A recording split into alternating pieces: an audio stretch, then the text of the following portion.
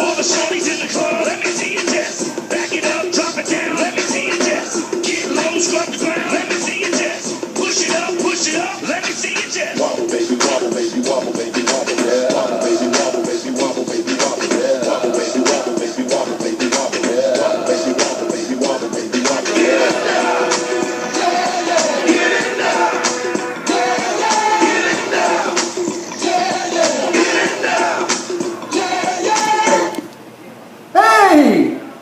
Hey guys!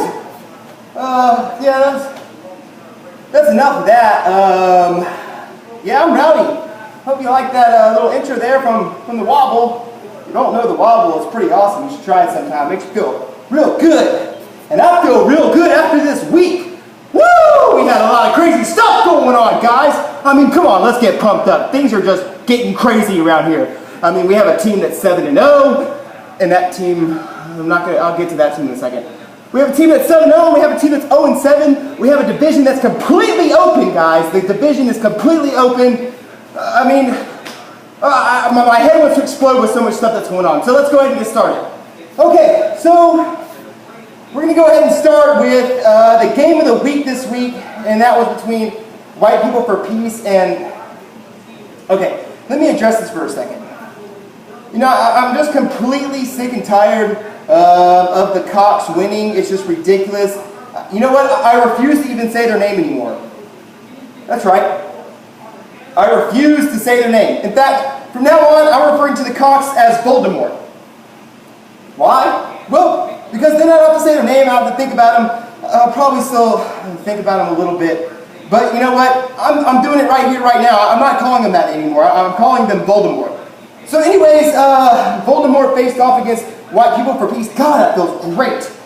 And Voldemort just absolutely put the hammer down. 134.6 to 79.4. Oh, that Manning trade is looking awfully good. Yeah, it's looking pretty good for Voldemort. But, you know, I'm sorry, I just can't give him too much credit.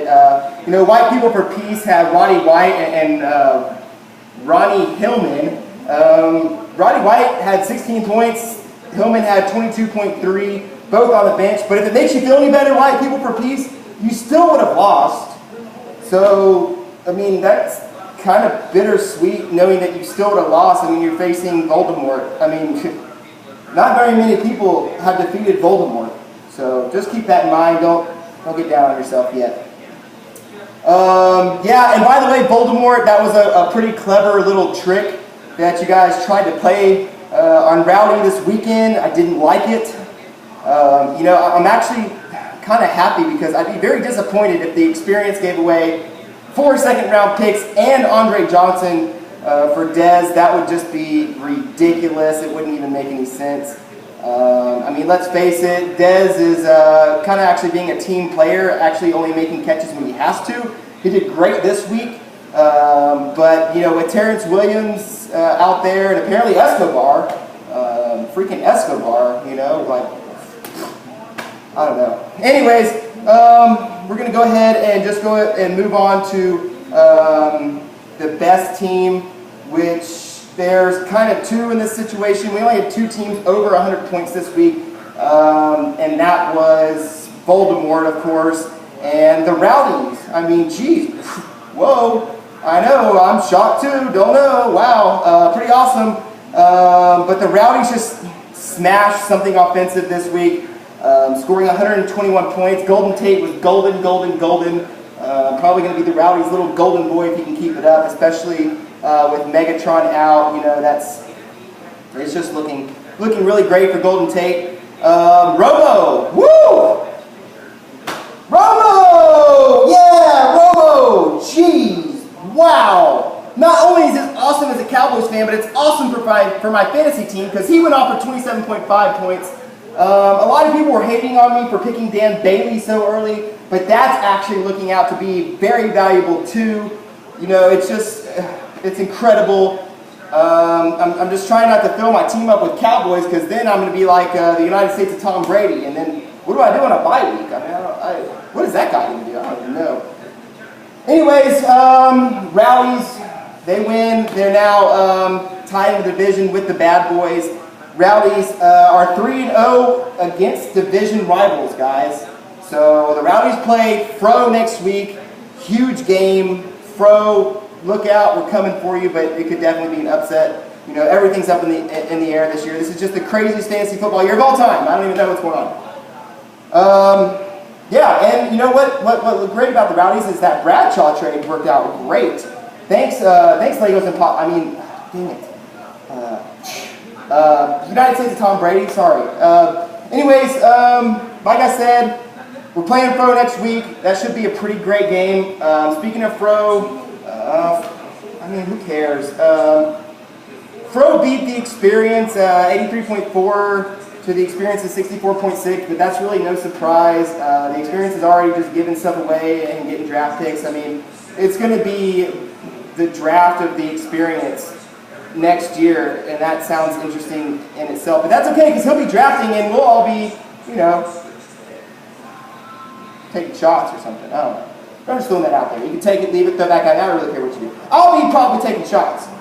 United States Tom Brady probably will too, because apparently he was taking shots this year. Okay, anyways, speaking of somebody taking shots during the draft, Sharknadoes probably did the same thing because their teams demolished. Sharknadoes went 0-7 again. No surprise there. Oh, and by the way, the Experience was the worst team this week, in case anybody cared, but like I said, no surprise. Sharknadoes are 0-7. They have DeMarco Murray. Please give me DeMarco Murray. Please. I will give you so much. I will make it worth it. As long as he doesn't, you know, run himself into the ground or something like that. Who knows at this point. But seriously, I really want DeMarco Murray. So, you know, if you want to maybe talk about some huge trades, Sharknadoes, hit me up. Okay? All right. So, Sharknadoes lost to Roger Goodell. Jeez. Congratulations, Roger Goodell. In Tim's video, spoiler alert, if you haven't seen Tim's video already, he had mentioned that at least one team was going to play the Sharknadoes twice this year, and it's just not looking like the Sharknadoes are like ever going to win, so that's like an automatic win for whoever plays the Sharknadoes. Well, the person that's playing the Sharknadoes twice is Roger Goodell. This was their first meetup, and they're going to play again the last week of the year. And yeah, congratulations to you, Roger Goodell, for that. You know, watch out for the Sharknadoes because you never know, man. Those teams can come and ruin a playoff chance. So be careful, don't underestimate, and continue doing what you're doing. Just like the Cowboys need to do. We don't need to get our heads in the clouds or anything crazy like that. We're only halfway through the year, pretty much. Okay, so we're going to go ahead and move on to Gotham Knights and Bad Boys. This was the matchup of the 3-3 teams. It was pretty dang close. It wasn't quite the closest game of the week, but this came down to Monday night, and I thought the Gotham Knights had it.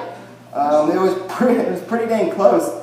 But unfortunately, the Bad Boys still pull off the victory, 92.9 to 89.2.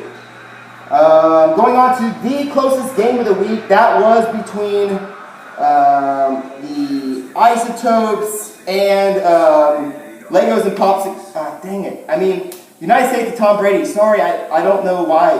It's written down as United States of Tom Brady, to be honest, okay? It really is, but for some reason in my head, Legos and Popsicles still comes out. Anyways, geez, Breen, man. What? Whoa. Man, had you have played him, you would have won the game like by a landslide, man. Instead, you put up Bolden. Bolden gave you 0 points.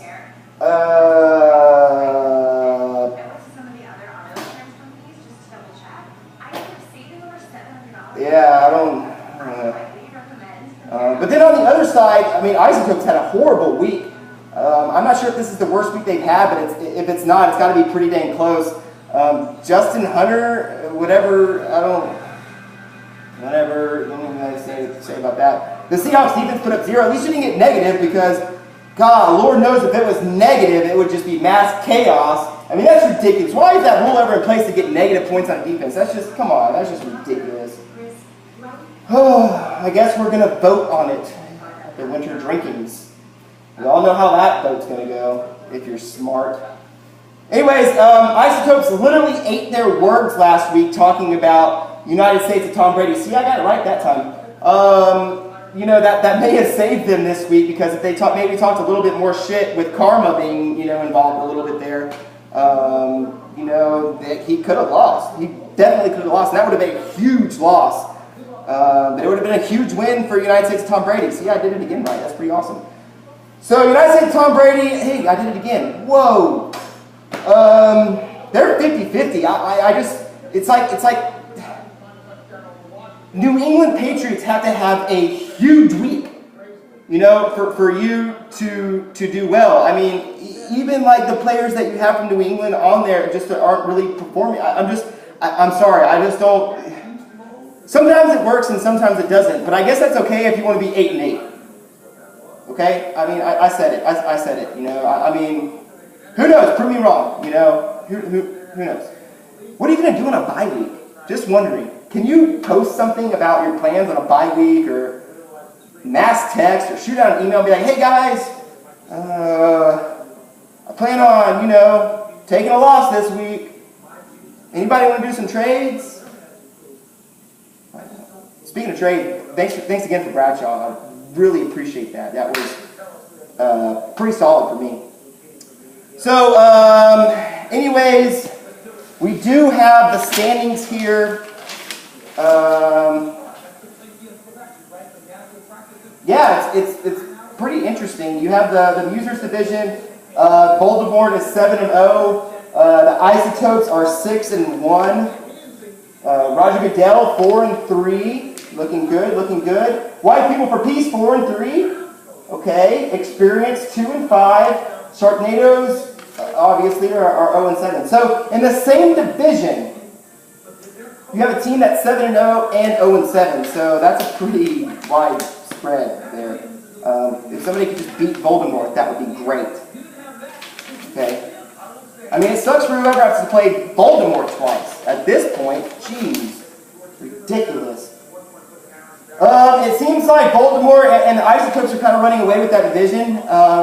So somebody's got to kind of do something, or they have to start losing, or somebody on their team's got to get injured. Lord knows everyone else is getting injured this year. I mean, golly. Hardline division, Bad Boys, and the Rowdys are tied. They are both 4-3. Both of their points for 649.4 for the Bad Boys. And for the Rowdys, 648.4. One point. That's a 1 point difference between the two right now. So if it stays this way, Bad Boys would barely beat the Rowdys, but hopefully that changes. Who knows? They do play the Isotopes next week, so hopefully the Isotopes can win that game. No offense, Bad Boys. It's business, you know. So anyways, Bad Boys and Rowdys are both tied, followed by Legos and Pop. Dang it. Sorry. Followed by United States of Tom Brady 3-4, Gotham Knights 3-4, Fro 3-4, Something Offensive 2-5. So honestly, guys, if you really look at it, there is still plenty of room. You know, the door is really wide open when it comes down to it. So don't give up yet. I mean, the panic button is there unless you're Sharknadoes, the Experience, Something Offensive. I mean, really, Something Offensive is actually kind of still in this. I mean, really, if you think about it. So watch out, guys. Who knows what's going to happen? I mean, it's been a wild year already. Let's see here. Oh, I'm at 14 minutes. Okay, so we got to go ahead and end this now. Till next time. Can't wait. I mean, that Adrian Peterson trade is still going to work out great for me. He's going to play next year, so don't worry about it. Voldemort, I hate you so much. It's just ridiculous, and I can't wait to see you. I really can't. And keep an eye on your dogs, because I will kidnap them at some point, so be ready for that. And until next time, guys, holla for $1 from Rowdy!